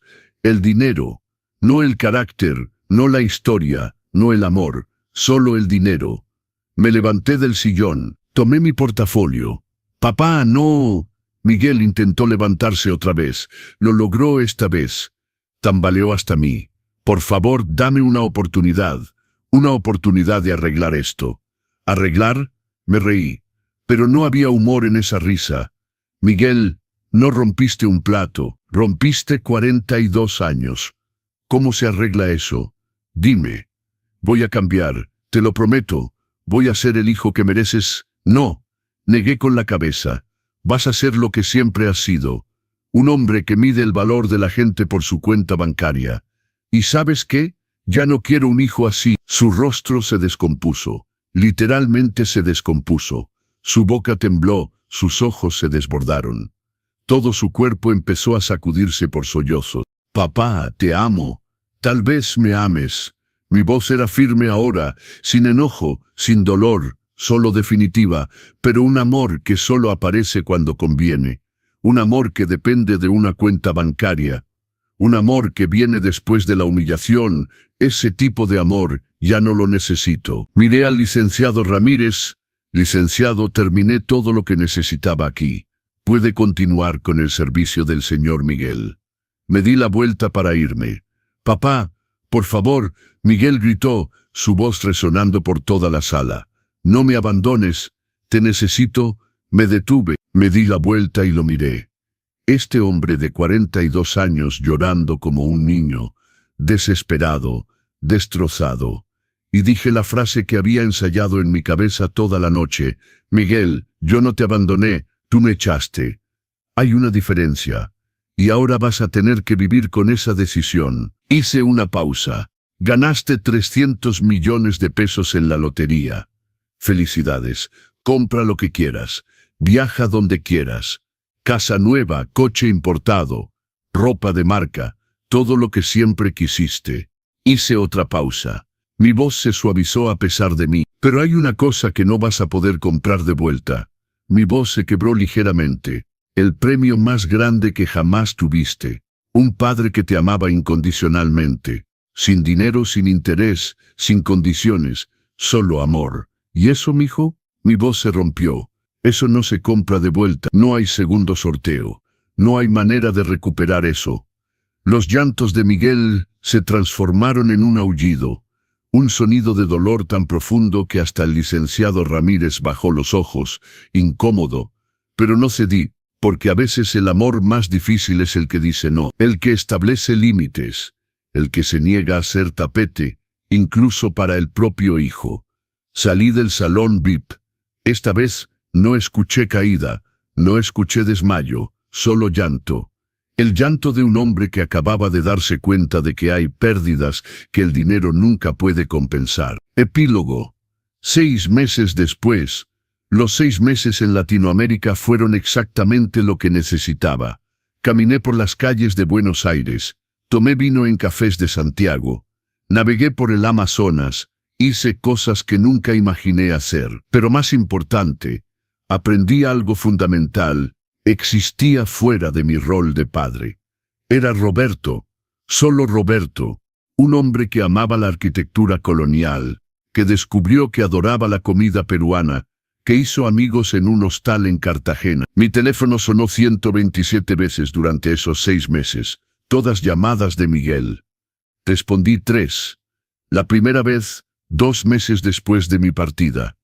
Respondí porque tenía miedo de que hubiera pasado algo grave. Papá, su voz era diferente, más calmada. Solo quería saber si estás bien. Estoy bien, Miguel. Estoy en terapia, 2 veces por semana. Hizo una pausa. Fernanda se fue, pidió el divorcio. No dije nada. No te llamo para que sientas lástima por mí. Te llamo porque quiero que sepas que estoy trabajando en mí mismo, que estoy tratando de entender cómo pude convertirme en ese hombre. Eso está bien, Miguel. Algún día podrías perdonarme. Miré por la ventana de mi hotel en Lima. El sol se ponía sobre el Pacífico, pintando el cielo de naranja y rosa. No lo sé, mijo, realmente no lo sé. Entiendo. Su voz era pequeña. Pero no voy a dejar de intentarlo. No para que me perdones, sino para convertirme en el hombre que siempre debí ser. Colgamos.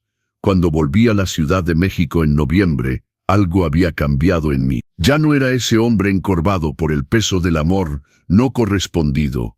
Estaba derecho, libre. Renové mi departamento en Iztapalapa. No de manera extravagante, pero cómodamente. Creé un pequeño taller de carpintería en mi garaje y empecé a dar clases gratuitas a los jóvenes del barrio. Creé una fundación con 8 millones de pesos. Fundación Elena Morales, para ayudar a viudos y viudas con niños pequeños, porque sabía lo que era no tener opciones, no tener salida, no tener esperanza. Miguel siguió llamando. No todos los días, no de manera insistente, solo presente. 6 meses después de mi regreso, apareció en mi puerta. Era un domingo por la tarde. Cuando abrí, apenas reconocí a mi hijo.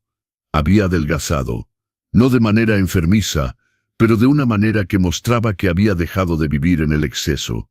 Llevaba ropa sencilla, jeans, suéter, el cabello corto, bien peinado pero sin gel, los ojos claros pero cansados, y en sus manos, nada. Sin regalos caros, sin flores exageradas, solo él. Hola, papá. Hola, Miguel. Nos medimos con la mirada. ¿Puedo pasar? Dudé, pero asentí. Entró y se detuvo en medio de la sala, mirando todo. El departamento renovado, los muebles nuevos, las fotos de mi viaje en la pared. El departamento está hermoso, papá.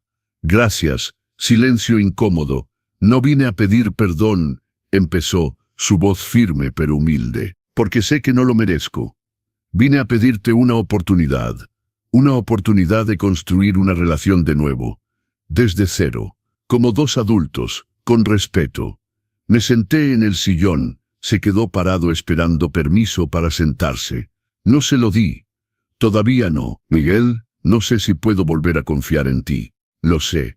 Y no espero que confíes en mí ahora, solo espero que me dejes intentar probar, con el tiempo, con acciones, que cambié. Lo miré, realmente lo miré, y vi algo diferente. Ya no era ese hombre arrogante cegado por el dinero, era alguien roto tratando de reconstruirse. Si acepto esto, y es un muy grande sí, será con condiciones. Acepto todo. Primera condición, la terapia continúa. No es negociable. Segunda, me tratas con respeto. Siempre, tenga dinero o no. Tercera, no soy tu muleta emocional. Tú resuelves tus problemas, yo resuelvo los míos. Cuarta, límites. Tengo mi vida ahora. Viajes, proyectos, amigos. Y vas a respetar eso. Acepto todo. Y quinta, hice una pausa. El perdón no es olvido. Voy a perdonar porque es mejor para mí, no para ti. Pero nunca voy a olvidar lo que me hiciste sentir. Y vas a tener que vivir con eso. Asintió, los ojos húmedos. Entiendo, y lo acepto. Porque yo tampoco voy a olvidar. Voy a cargar con esto como un recordatorio del hombre que nunca más quiero ser. Nos quedamos en silencio un largo momento. Luego señalé el sillón. Siéntate. Voy a hacer café, y me vas a contar bien cómo va esa terapia. Vi el alivio invadir su rostro. No era un perdón completo. No era todo está perdonado. Era un inicio. Pequeño, frágil, pero honesto. Mientras preparaba el café en la cocina, miré el reloj de mi padre en el estante especial que había mandado hacer. No va a ser el hijo perfecto con el que soñé, murmuré al reloj. Pero tal vez con el tiempo sea un hijo decente. Y tal vez eso sea suficiente. Un año después de esa confrontación en el banco, Miguel y yo tenemos una relación. No es la relación padre-hijo perfecta de las películas. No hablamos todos los días, no pasamos todos los domingos juntos, pero nos vemos una vez por semana. Tomamos café, tenemos conversaciones reales. Me contó de su terapia, de cómo se dio cuenta de que su relación con el dinero era tóxica, que medía su valor y el de los demás a través de un prisma material. Me contó cómo creó una ONG para ayudar a niños de padres solteros a acceder a la educación. Cómo invirtió el dinero de la lotería no en coches de lujo, sino en proyectos que tienen sentido. Me quedé con 20 millones para vivir cómodamente, me dijo un día. El resto lo estoy usando para tratar de reparar el mundo, porque no puedo reparar el pasado, pero puedo intentar crear un mejor futuro. Y yo seguí viviendo, viajando, dando mis clases de carpintería, disfrutando de mis amigos. Aprendí que no necesitaba ser definido por mi rol de padre. Era Roberto. Y Roberto tenía valor, independientemente del reconocimiento de quien fuera. La verdadera lección que aprendí y que espero que tú te lleves, no es que el dinero es malo, el dinero es neutro.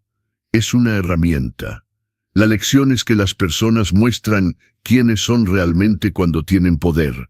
El dinero es poder, y ese poder revela el carácter. Miguel no se convirtió en alguien malo por el dinero. El dinero simplemente reveló lo que ya estaba ahí. Una falta de respeto, una vergüenza de sus orígenes, una incapacidad de ver valor más allá de lo material. Pero aquí está la otra lección, igual de importante.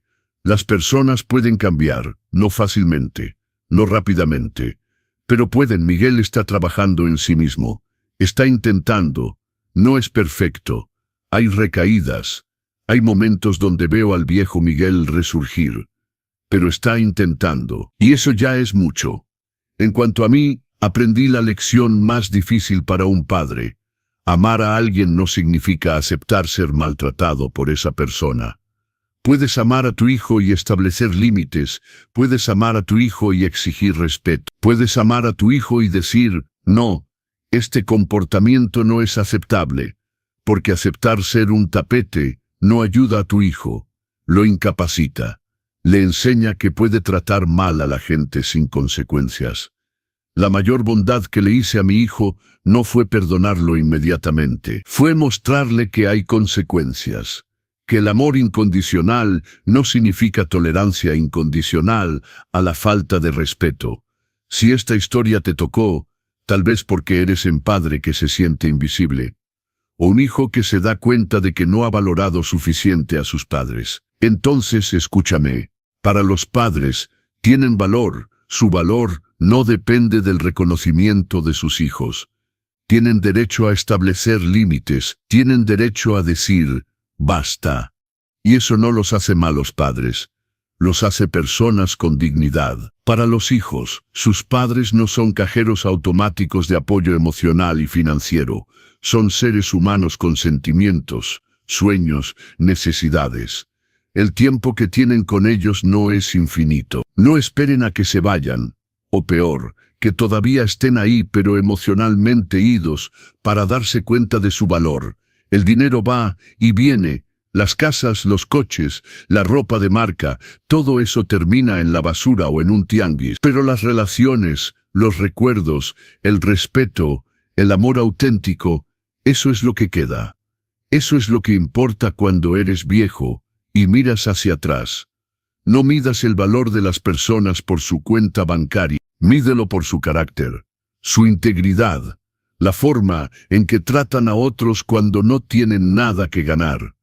Y si has maltratado a alguien, un padre, un amigo, una pareja, porque pensabas que no tenía nada que ofrecerte, debes saber que nunca es demasiado tarde para cambiar. Pero el cambio debe ser real. No solo palabras, acciones, tiempo, humildad, y aún así, la persona que heriste tiene derecho a no perdonarte. Tiene derecho a mantener sus límites, tiene derecho a decir, te amo pero de lejos, y tienes que respetar eso, porque al final, eso es respeto, eso es amor maduro. Gracias por escuchar esta historia hasta el final. Si te tocó, deja un comentario diciéndome desde dónde nos ves y qué parte te marcó más. Suscríbete a los consejos del abuelo y activa la campanita para no perderte ninguna de nuestras historias de vida, dignidad y respeto. Comparte esta historia con alguien que la necesite. Y recuerda, tienes valor, siempre, incluso cuando otros no lo ven.